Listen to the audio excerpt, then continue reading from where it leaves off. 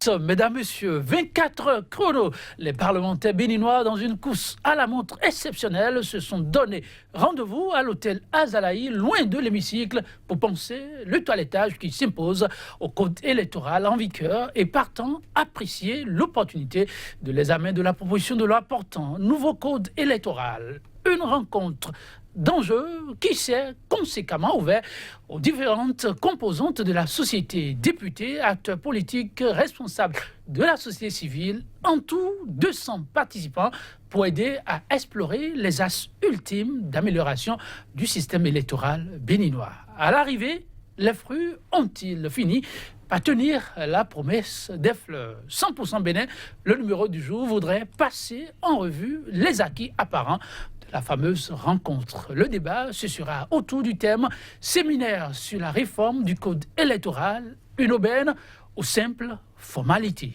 Deux analystes pour nous accompagner tout au long de ce débat. À ma gauche, il a nom Maître Alain Orona, avocat au barreau du Bénin. Il est un observateur très averti de l'actualité sur le continent, à raison sa participation et sa présence à cet instant débat. Maître Alain Orona, bonjour. Bonjour Joël. Merci pour la disponibilité. C'est moi qui vous remercie. En face de lui, Stanislas Romwedji, acteur politique spécialiste de droit international, économique et intégration africaine. Il est également analyste politique. C'est cette casquette qui lui vaut sa présence sur le plateau du jour. Stanislas Romwedji, bonjour. Bonjour Joël. Merci pour la disponibilité.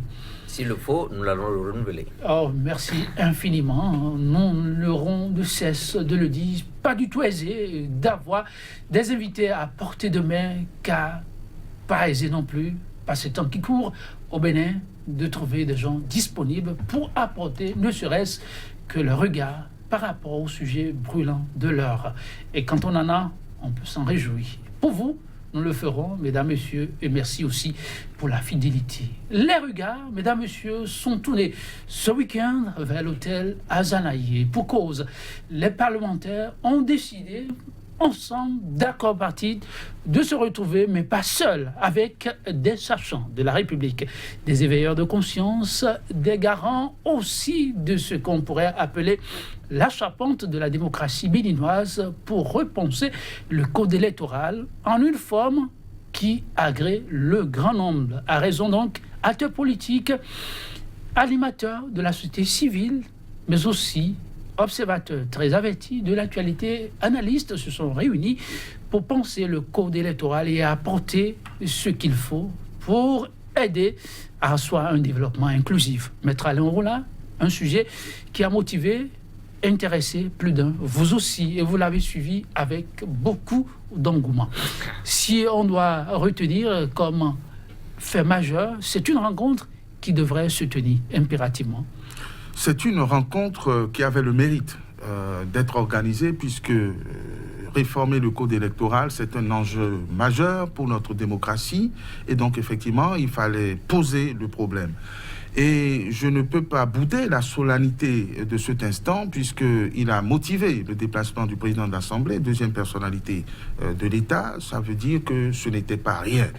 Mais le plaisir fut court puisque un tel séminaire aurait dû se tenir sur plusieurs jours, pas en 24 heures. Donc c'était trop court pour qu'on puisse poser les vrais problèmes, trouver les pistes et les axes de réflexion pour améliorer le code électoral, quand bien même je trouve que c'est une fois de plus, puisque depuis 1990, c'est la 27e fois ou la 28e fois que l'on retouche à ce dispositif, à ce code électoral, et le président de l'Assemblée, dans son allocution, l'a rappelé. Je ne pense pas qu'il y ait quelque chose de glorieux, et c'est même dérangeant, puisque ces réformes ne surviennent qu'à la veille de consultation électorale. Les prochaines législatives, si le calendrier est tenu, c'est au mois de mars.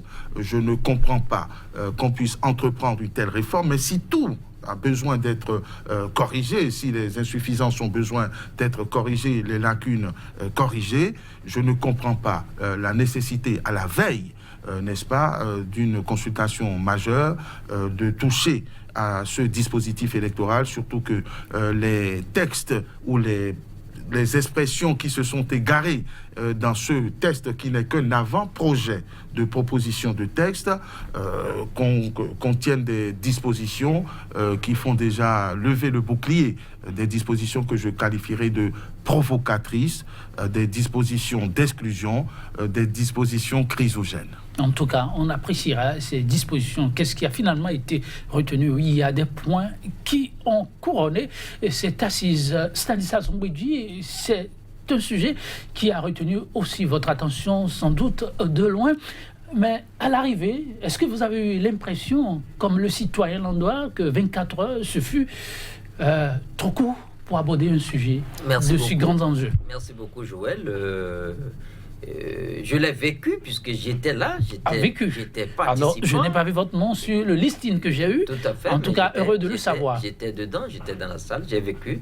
Et nous avons tous déploré la brièveté de la rencontre. Vous l'avez trouvé briève aussi? Oui, parce que ça n'a pas permis aux participants d'aller en profondeur sur les sujets en débat. Et donc, il y a eu un arrière-goût amer aux lèvres de tous les participants. Et nous avons apprécié quand même l'initiative. Quoique brève, elle a permis quand même de soulever un certain nombre de questionnements. Et ça a permis aux députés de savoir qu'il y a des questions qui méritent beaucoup de réflexion, et il vaut mieux ne pas aller à la va-vite pour glisser des incongruités dans le test qui doit régir les élections à venir. Pour nous, nous pensons qu'à l'étape actuelle, il vaut mieux donner beaucoup plus de valeur à la présentation de la Sénat. Parce que la Sénat a éprouvé les tests. Les 3 dernières élections, a vu des insuffisances. Et au vu de ces insuffisances, a proposé des solutions de remédiation. Je pense que cette structure ayant en charge l'organisation des élections a eu suffisamment de temps pour réfléchir, pour déceler les insuffisances du code électoral. Je pense que ces propositions méritent plus attention. Maintenant, les petites modifications politiques que les députés ont voulu bien glisser, je pense qu'on n'a pas eu assez de temps pour en discuter. Il vaut mieux les mettre de côté pour l'instant et organiser des assises pour en débattre. Parce que si on y prend garde, il y a de petites choses qui peuvent nous amener très loin. Et nous avons retenu que quelques articles constituaient quand même des articles chrysogènes. Et comme nous le savons, la plupart des pays africains où il y a de troubles, c'est que, entre-temps, les questions électorales ont été mal négociées. Et ça a connu. En tout cas, le Bénin ne voudrait pas mal négocier les questions électorales. Stanislas Mbouedji, je ne vous interromps pas, mais je rapporte ici une intervention d'un observateur qui voudrait sans doute rester dans l'anonymat, me confier, pendant que je faisais mon petit casting avant la réalisation de cette émission. Il dit, à 30 minutes de la fin de ce séminaire, j'ai tenu, malgré moi, à rester jusqu'à la fin, mais à 30 minutes avant la fin, j'ai dû partir. J'ai dû partir parce que, pas devant moi, c'est avec beaucoup de peine que je me suis rendu compte qu'on a été simplement floué. Une fois encore, à ce séminaire, la ruse et la rage s'est invitée. Vous, qui avez eu la chance au moins de prendre part aux travaux, avez-vous eu une telle impression? J'ai fait des constats, je vais vous livrer les constats. J'ai constaté qu'il y a eu des figures marquantes qui n'y étaient pas. On peut savoir lesquelles. Je me permets de ne pas les citer. Il y a eu des gens, parce que, vous voyez, il y a des acteurs politiques qui n'étaient pas là. Et à la vérification, ils n'ont même pas reçu de carton d'invitation. Ah bon? Et donc, vous avez une forte dominance de la mouvance, et puis des affidés, et puis quelques acteurs de la société civile teintés qui étaient là. Et en dehors de ça, vous n'avez pas une représentation vraiment franche et visible des acteurs qu'on peut qualifier qui ont une autre façon d'apprécier ce qui se fait. Et ça manque un peu à la démarche. Nous avons vu également que les tests, beaucoup l'ont découvert dans la salle. Or, pour l'importance du sujet, il aurait fallu disposer de ce test-là peut-être tout au moins 48 heures à l'avance, histoire de le parcourir, histoire de faire des annotations avant de venir dans la salle. On n'a pas eu ça. Et donc, on soumet des gens, même s'ils sont des érudits, vous les soumettez rapidement à un test comme ça, vous leur donnez peut-être 1h30 de temps pour débattre. C'est insuffisant. Et donc, à la fin, on a comme le sentiment qu'on veut faire passer quelque chose, mais on avait besoin de ce subterfuge pour valider des choses. Et ce sentiment, il y a eu des éléments qui nous ont renforcés dans ce sentiment. Nous allons apprécier les éléments en question vers la fin, mais Maître Alain Rolla à dire que ça, c'est quand même un participant qui parle et qui a donc vécu. On peut faire foi à ce qu'il dit. Ça dit que comme hier, pour ne pas rapporter des faits, tout aurait été cuisiné déjà et qu'on aurait invité simplement les participants à cette séance pour apporter une validation, une caution morale à un travail fait au préalable. Nous avons déjà vécu des précédents dans le genre, où on organise des séminaires ou des ateliers pour valider, pour avoir une caution morale et faire passer des textes qui donnent l'impression d'avoir été déjà tout fait, tout préparé. Je suis à la radio, à la télé, des séminaires sur la reproduction des fourmis à Grand Popo, ça dure une semaine. Des séminaires sur la validation de je ne sais quel acquis quelque part, ça dure 5 jours. Et un séminaire sur la réforme du code électoral, même si ce n'est qu'un séminaire qui précède des travaux parlementaires, qui dure, annoncé pour 48 heures et qui dure 24 heures, c'est pour le moins suspect.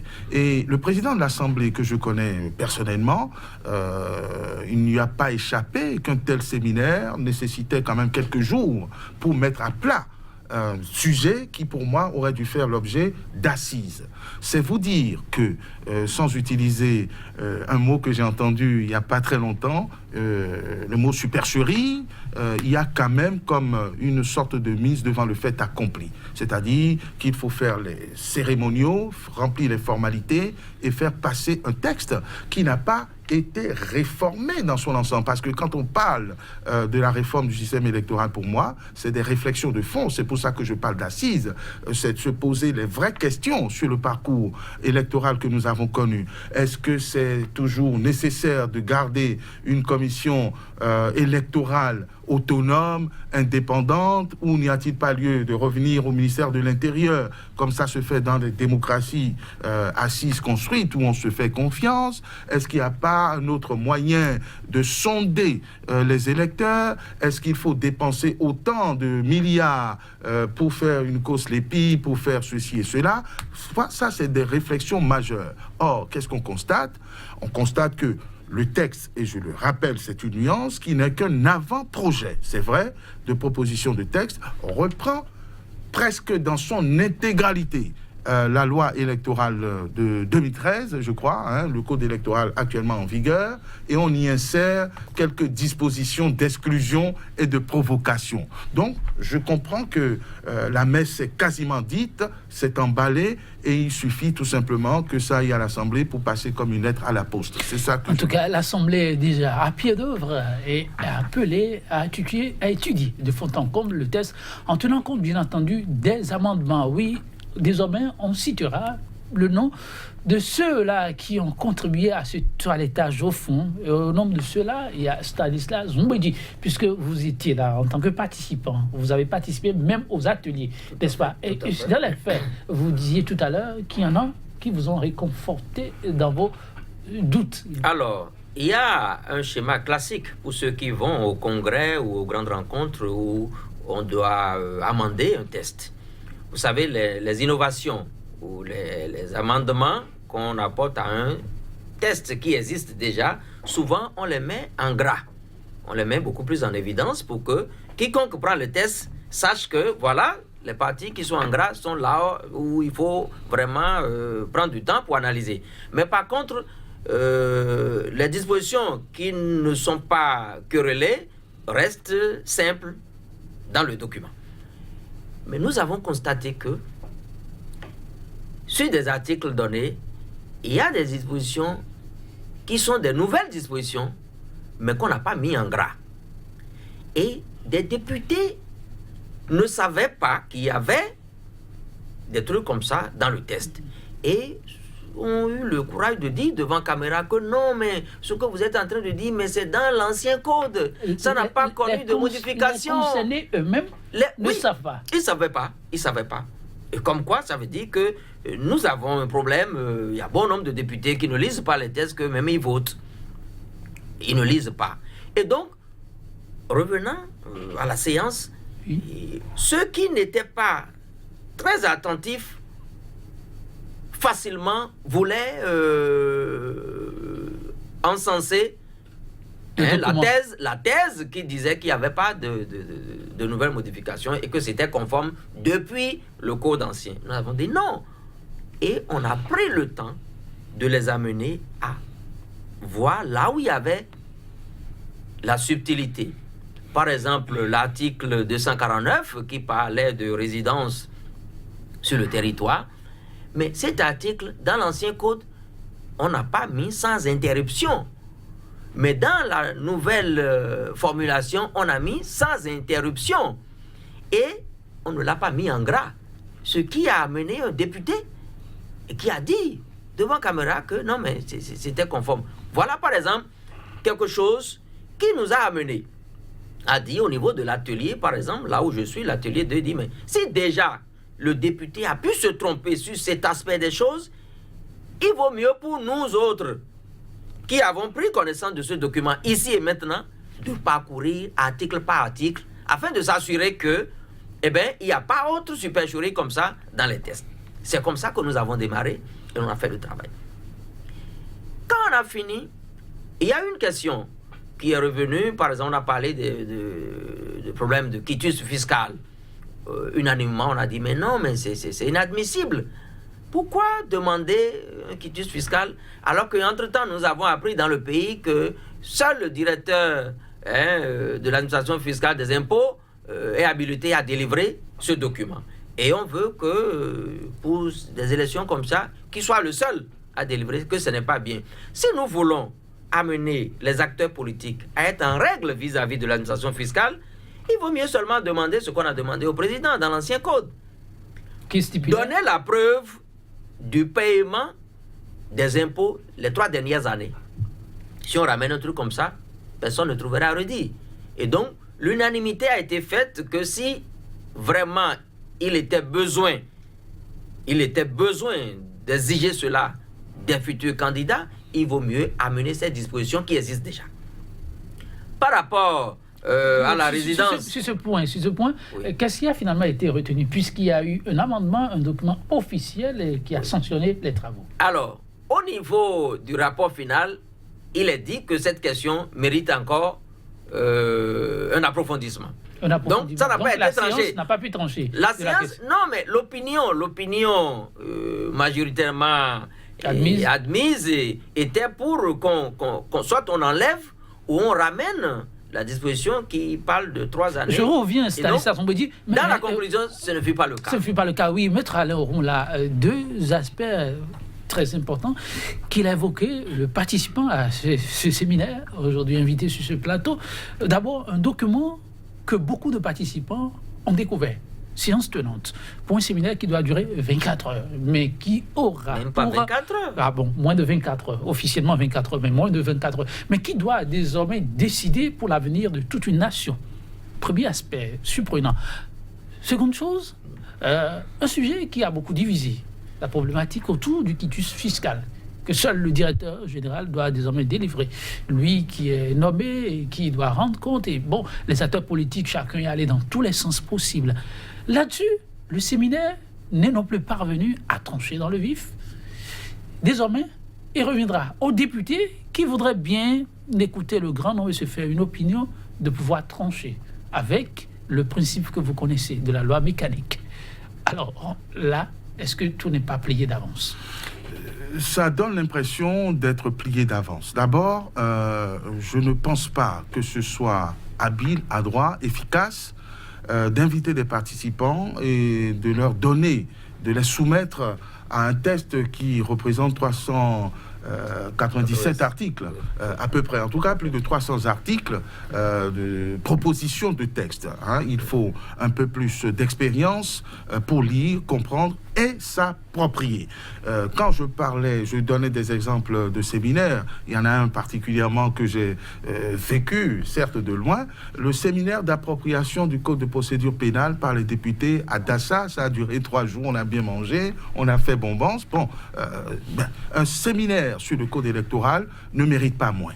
Donc, cette manière de travailler démontre un certain amateurisme ou alors le fait que ce soit plié d'avance comme on a de plus en plus coutume de nous l'imposer. C'est-à-dire que c'est une formalité, on valide et puis les députés feront le reste du travail. Et effectivement, c'est là que ça doit se passer. Or, là aussi, on a un petit souci puisque ces propositions de texte qui ont circulé via WhatsApp sont l'œuvre certainement de députés acquis à une certaine obédience politique majoritaire, donc qui risquent, si l'on y prend garde, si l'on lui sonne l'alerte comme nous sommes en train de le faire, de valider le test, je ne dirais pas de manière mécanique, c'est pire, de manière automatique, puisque c'est des réflexes pavloviens que nous avons à ce niveau. Mais certains acteurs de la société civile, les débats que nous faisons, les animations ci et là, qui ont déjà montré quand même leur efficacité, permettront de conduire un plaidoyer à l'endroit des députés pour qu'ils votent une disposition électorale consensuelle, pacifique, plutôt que d'aller en guerre contre des individus. Tellement les critères qui ont été invités dans l'avant-projet de texte sont des critères, on les a qualifiés d'exclusion, des critères chrysogènes, parce que des critères apolémiques, et le séminaire aura au moins eu le mérite d'alerter, d'attirer l'attention sur ces critères sur lesquels nous allons travailler afin que nos parlementaires, à défaut d'innover véritablement, ne gâtent pas ce qui était déjà là et qui posait moins de problèmes. Sur le quitus fiscal, alors, vous le voyez tranché sur le quitus fiscal. Sur le quitus fiscal, je dirais que c'est une aberration, parce qu'on nous dira, oui, mais quand vous voulez être candidat, il faudrait que vous soyez à jour, c'est normal.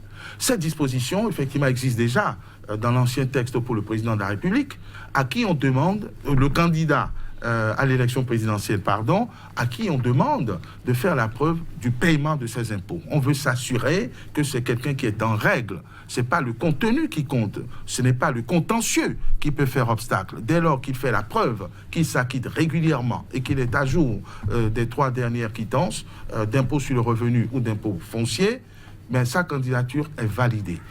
Or, le candidat à l'élection présidentielle est un candidat plus sérieux et qui doit être astreint à plus de probité, de patriotisme et de civisme. Pourquoi exiger du candidat à l'élection législative, qui est certes une personnalité importante du pays, mais qui n'est pas la plus importante, puisque le président est le chef de la nation, pourquoi exiger de lui ce qu'on n'exige pas du plus haut, du candidat à la plus haute fonction?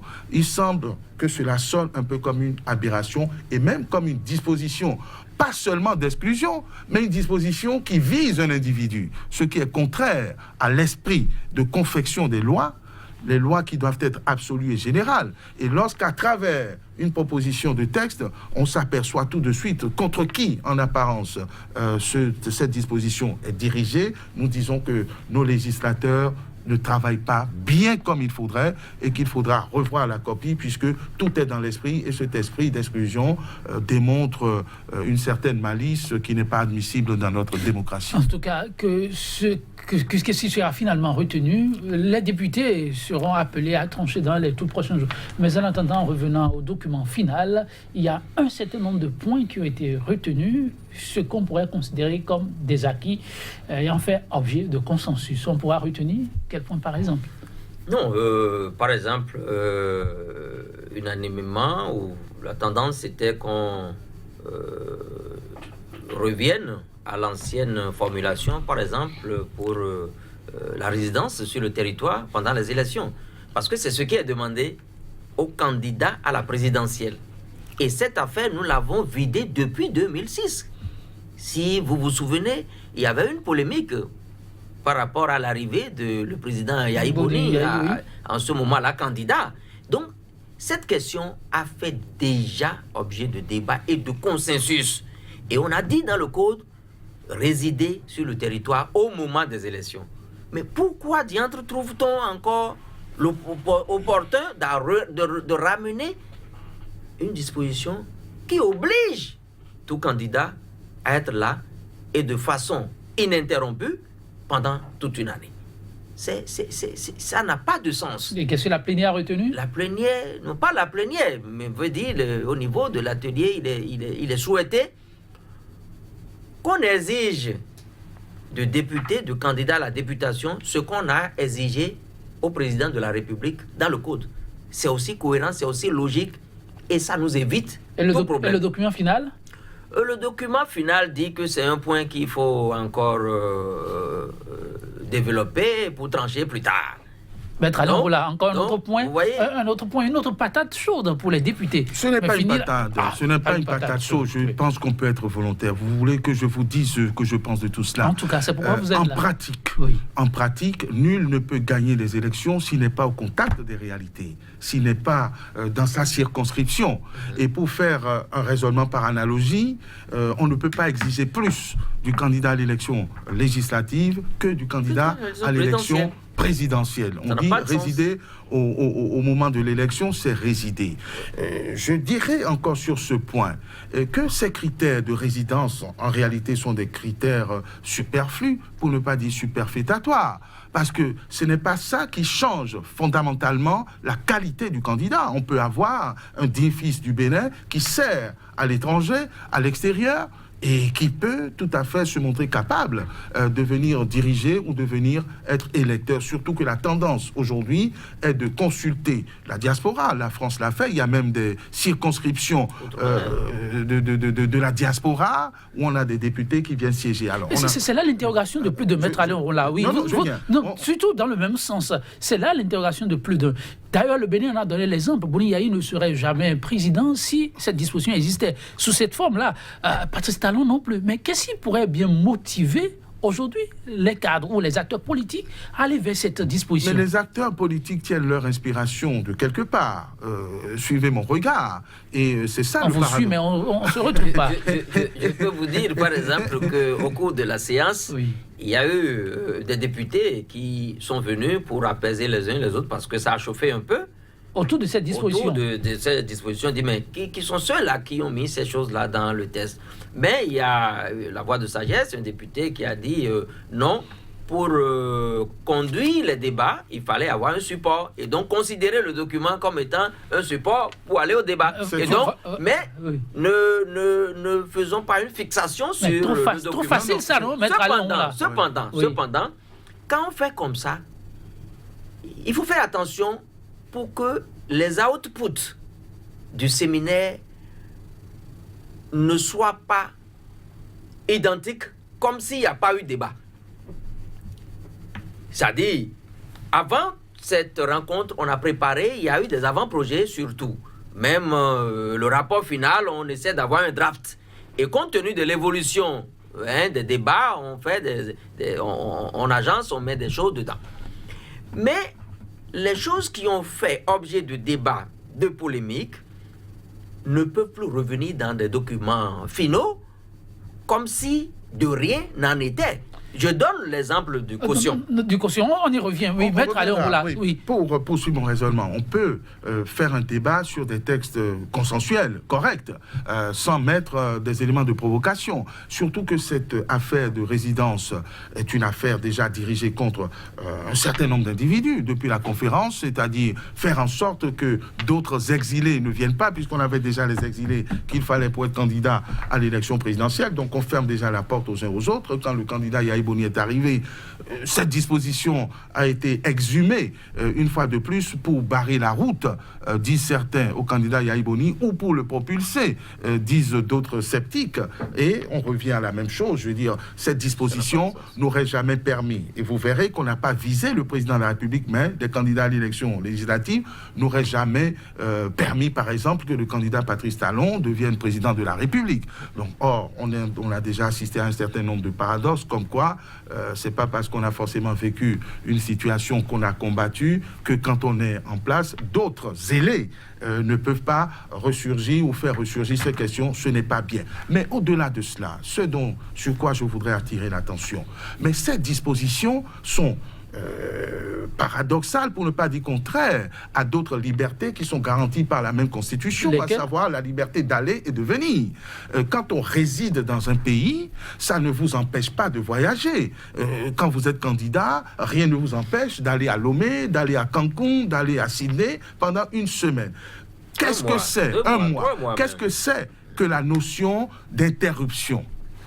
Qui va apprécier qui a interrompu son séjour d'une année ici? Est-ce que ceux qui ont mis ce critère ont réfléchi à toutes ces conséquences? Certainement. Je ne vous rappelle pas ce que vous savez déjà. Il paraît que les Béninois, ils ont ça dans la tête, ce savoir-faire, beaucoup de subtilité, mais malheureusement qui constitue un handicap au développement inclusif. Cette manie, Maître Alain, là, je vais vous la poser, parce que vous faites partie aussi de la crème, c'est ce qui se dit. Mais on ne comprend pas pourquoi, en réagissant ou en élaborant pour demain, on se refuse de bâtir pour la prospérité. Mais c'est ce que le bâtonnier et président Robert Dossou a qualifié de béninoiserie et que le professeur Topanou est en train de corriger pour parler de béninité. Cet esprit a toujours animé ceux qui sont inspirés par des querelles de clochers, des querelles d'aujourd'hui. On prend ces dispositions dont il apparaît qu'elles visent spécifiquement tel individu ou telle catégorie d'individus au lieu de bâtir pour l'avenir. Et ça, je crois que c'est quelque chose qui doit être corrigé déjà par les chefs. Je ne veux pas regarder les députés parce qu'ils ont déjà montré beaucoup d'insuffisance dans leur manière de procéder, ce que j'appelle les majorités mécaniques automatiques, mais de tels textes, par exemple, qui viennent à la connaissance du président de l'Assemblée, qui est quand même un fin juriste et une personnalité de haut rang, de haut niveau, je crois quand même qu'il aurait déjà pu attirer l'attention et de ne pas s'associer à ce qu'on présente des tests aussi vilains. Voilà. En tout cas, malheureusement, il y est. Le contenu est ainsi. Pour l'instant, on avisera ensemble ce qui adviendra. Oui, Stanislas Ngbedi, vous parliez des outputs qui parfois ressurgissent. Vous étiez sur le point de nous en donner un exemple. L'exemple, c'est le cas de la caution que doit payer le candidat à l'élection présidentielle. Dans l'ancien test, on était à 15 millions. Dans le document ayant servi de support pour le débat, on a mis 50 millions.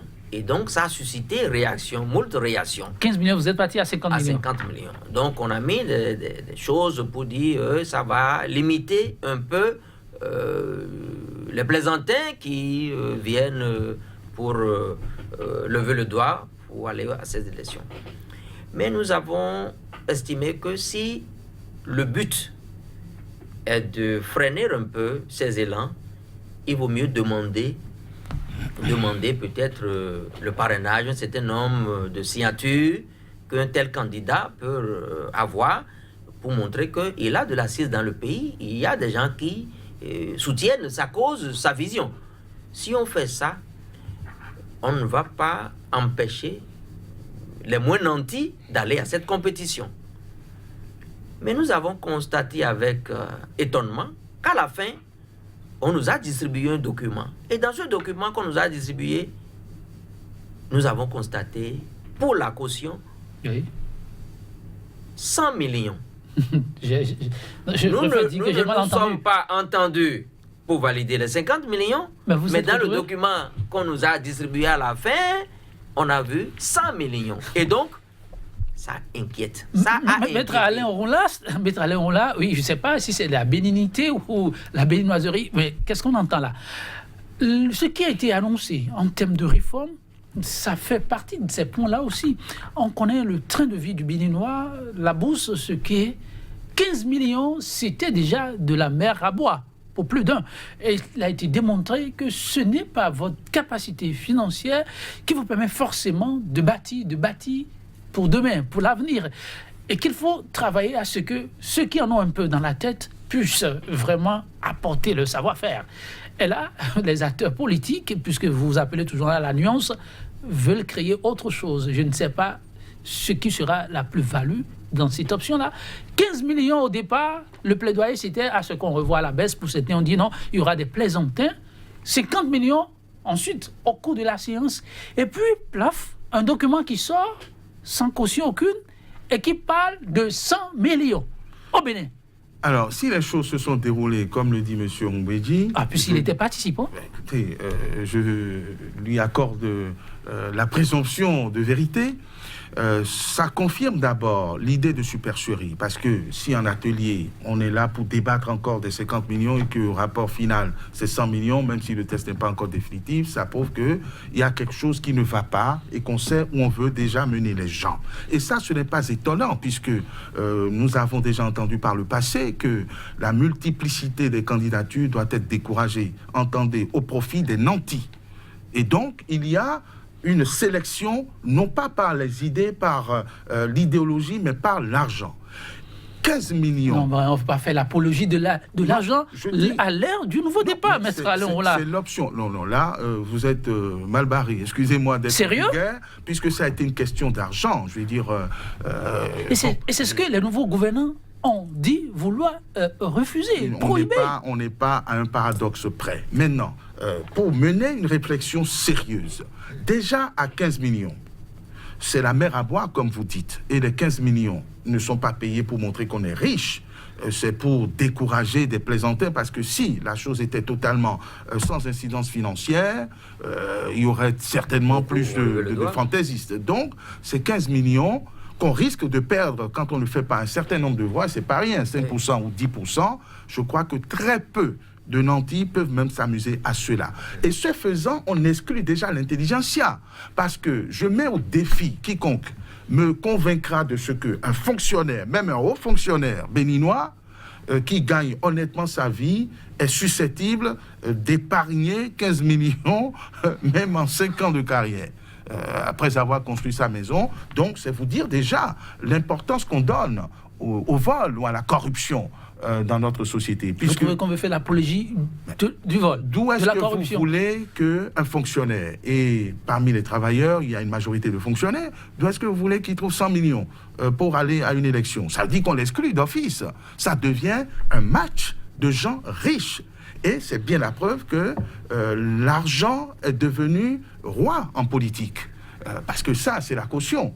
Et après, il y a les frais de campagne. Vous savez que on dépasse déjà des sommets dans ce tas. Hein, c'est plus des dizaines et des dizaines de milliards qui sont gaspillés dans ces campagnes, dans un pays pauvre. Et quand je lis le texte, ce n'est même pas que la caution. J'ai vu que les dépenses de campagne à l'élection présidentielle sont plafonnées à 5 milliards. C'est tout de même 5 milliards. Ce n'est pas rien. Sérieux? Mais oui, ce n'est pas rien dans une république pauvre comme celle du Bénin.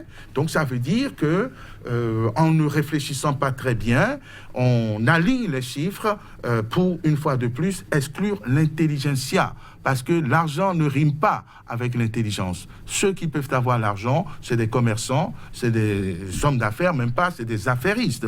C'est des circuits pas tout à fait normaux, ordinaires, et je crois que les députés qui s'associent à ce genre de propositions ne réfléchissent pas comme il faudrait dans une république démocratique. Je termine là-dessus en vous confiant ceci, que en mettant l'argent au cœur du dispositif, on est, une fois de plus, en train de dévoyer le système démocratique et on travaille déjà à l'éliminer par des pans entiers. En tout cas, vivons qu'on n'en arrive pas là, parce qu'on a encore des marges de manœuvre. On espère que ceux-là appelés à trancher dans le vif pourront faire finalement le bon choix. On me dit, en vous écoutant tout à l'heure, j'ai eu beaucoup de pincements de cœur pour cette jeunesse de plus en plus engagée, déterminée à tirer son épingle du jeu. On les a entendus dire récemment, et vous aussi, qui avez commencé par prendre aussi vos distances pour mieux vous affirmer, oui, qu'elle peut désormais assurer de hautes fonctions au lieu d'être toujours à l'ombre pour accompagner les autres.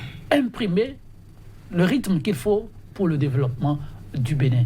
Vous pensez qu'une fois encore, vous êtes en train d'être sacrifié dans une disposition comme celle-là? Une disposition comme celle-là, c'est évident, exclut la jeunesse à cette compétition. Aucun jeune ne peut... 100 millions, même si vous appartenez à un grand regroupement politique, il faut aller chercher 100 millions, c'est pas petit. 100 millions.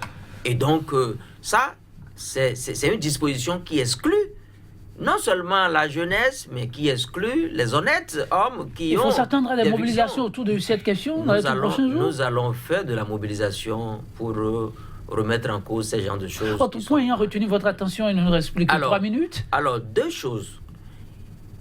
On a dit que quand on est député, il faut avoir, avant de venir au partage de postes, il faut avoir au moins 10% de suffrage exprimé sur le plan national. Et donc, ça met un peu mal à l'aise. C'est inadmissible, c'est inconcevable que quelqu'un ayant eu le nombre de voix qu'il faut dans sa localité et qui mériterait normalement un poste de député, qu'on lui dise qu'il aille chercher d'abord des voix dans d'autres circonscriptions avant d'être député. Non, ça n'a pas de sens.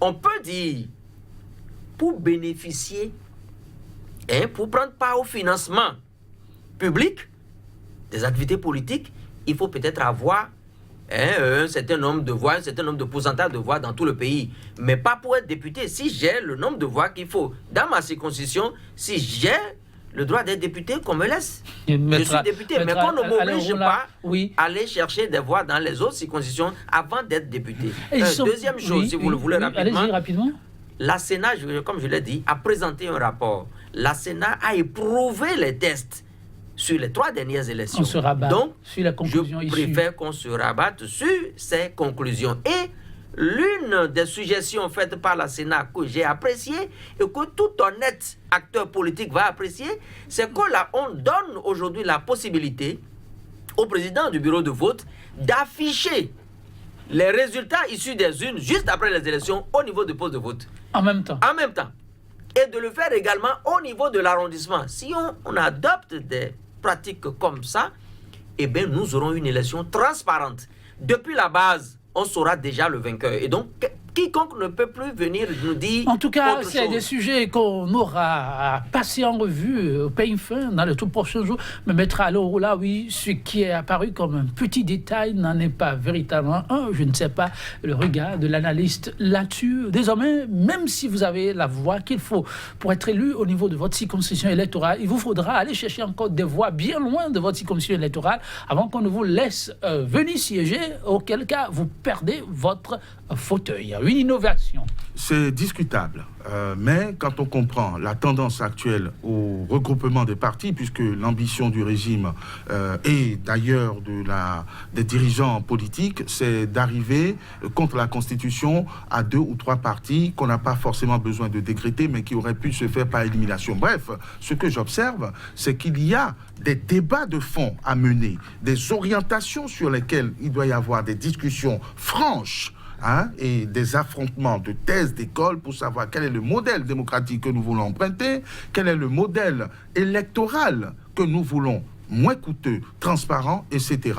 Autant de débats qui nécessitent beaucoup plus de temps que les 24 heures chrono. On n'a pas eu 24 heures. Que les 24 heures chrono pour mettre devant le fait accompli, même si le Parlement fera son travail. Mais nous connaissons la confiance limitée que nous avons dans nos parlementaires actuels qui ont tendance à tout valider. Et si on organise un séminaire, autant qu'il soit utile et efficace, et en peu de temps, il n'a pas pu être efficace. Mon mot de la fin, c'est la mobilisation, la veille, pour que notre plaidoyer parvienne aux dirigeants, aux parlementaires, afin qu'ils ne mettent pas davantage d'huile sur le feu sérieux et qu'on aille vers une loi électorale fondamentale qui permette de faire des élections tranquilles. Quand on ne peut pas arranger, il ne faut pas démolir.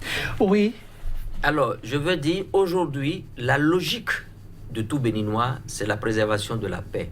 Et si nous sommes dans cette logique, il faut prendre en compte la préservation des acquis démocratiques et la préservation des intérêts de la minorité. Merci Stanislas Roumbédi, merci à vous, maître Alain là, chers invités. Vous l'avez compris, oui, le temps ne vous a pas suffi. C'est bien cela, ce qui fait aussi la substance à ce qui paraît d'une émission. On se retrouvera demain. Peut-être un plateau bis, sait-on jamais. Si nos invités sont libres, on se retrouvera pour approfondir d'autres aspects de ce document si volumineux. 45 minutes ne suffiront pas. 100% Bénin pour le numéro du jour, ce sera tout. La citation du jour, j'aimerais bien exceptionnellement l'emprunter à l'un des invités sur ce plateau, maître Alain Rolla. Quand on ne peut pas construire, il ne faut pas démolir. Ce sera tout. Merci pour l'attention. À très bientôt. À très bientôt.